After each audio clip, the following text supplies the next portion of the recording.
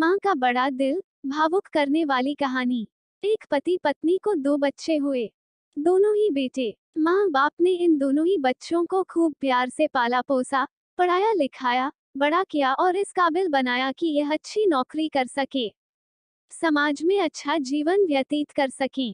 अपने बच्चों के लिए दिन रात कड़ी मेहनत करके एक बंगले जैसा 2 मंजिला घर बना कर दिया, ताकि दोनों बेटे शादी के बाद भी एक साथ लेकिन अलग अलग कमरों में रह सके, ताकि आगे चलकर कभी बंटवारे का विचार ना आए और इनमें लड़ाई झगड़े ना हो। दोनों बेटों को अच्छी नौकरियां लग गई, दोनों की ही शादी हो गई। बड़ा बेटा जो घर के पहले माले पर रहता था, उसको एक बच्चा भी हुआ। पोते का मुंह देखकर दादा दादी बहुत खुश हुए। सब ठीक चल रहा था, लेकिन थोड़े ही दिनों बाद बूढ़े पति की मौत हो गई। जब तक पति जिंदा था, दोनों बेटे और बहू माँ का सम्मान किया करते थे।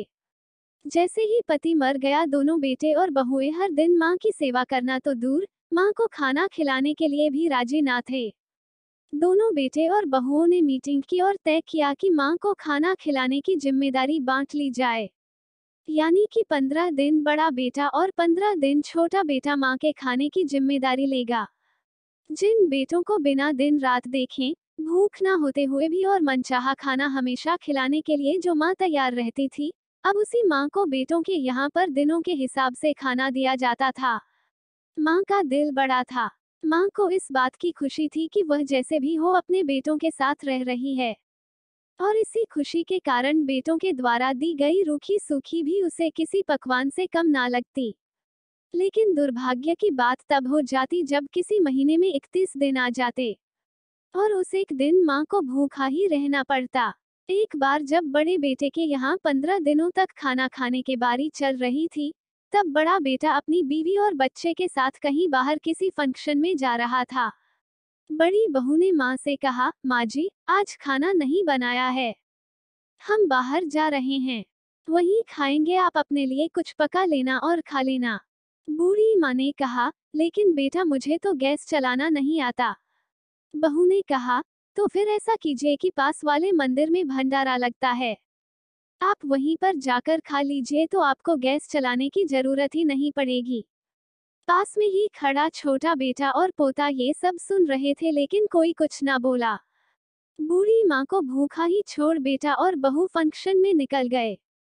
माँ को थोड़ा दुख तो हुआ, लेकिन फिर अपने आप को ये सोचकर मना लिया, ठीक ही तो है, कभी कभी बहू को भी घर के काम से आराम मिलना चाहिए, और भगवान का भंडारा खाने का सौभाग्य किस्मत वालों को ही तो मिलता है। माँ खुशी खुशी मंदिर में जाकर भंडारा खा आई। कुछ दिन ऐसे ही बीत गए। एक दिन बड़े बेटे को छुट्टी थी। बेटा, बहू और उनका बच्चा घर में एक साथ समय बिता रहे थे। माँ बाप छोटे बच्चे को पूछ रहे थे कि वो बड़ा होकर क्या बनना चाहता है और क्या करना चाहता है। छोटे बच्चे ने बड़े ही सरल भाव से माँ बाप को उत्तर देते हुए कहा, वो बड़े होकर वकील बनना चाहता है। उसकी इच्छा इस घर से भी बड़ा एक घर लेने की है, लेकिन वो घर मंदिर के पास होना चाहिए। माँ बाप ने पूछा, घर के पास मंदिर क्यों होना चाहिए? तब बच्चा माँ बाप से कहता है, घर के पास मंदिर इसलिए होना चाहिए ताकि जब मैं बड़ा होकर किसी फंक्शन में बाहर जाऊँ तो आप दोनों को ज्यादा तकलीफ ना हो।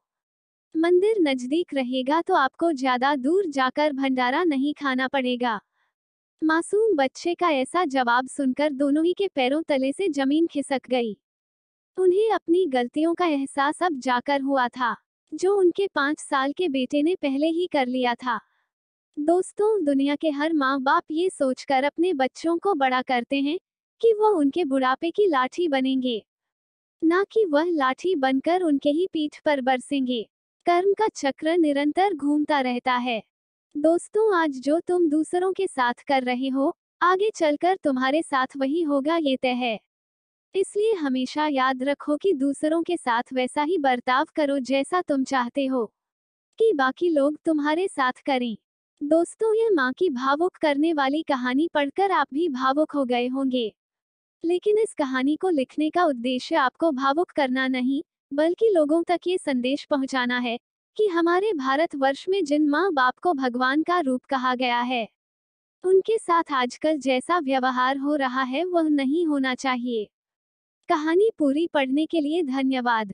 इस कहानी को आप लोगों तक पहुंचाइए, जितना हो सके शेयर कीजिए, और ऐसा करने से अगर कुछ लोग भी अपने बूढ़े माँ बाप के साथ अच्छा व्यवहार करने लगते हैं, तो हम अपने आप को सौभाग्यशाली समझेंगे।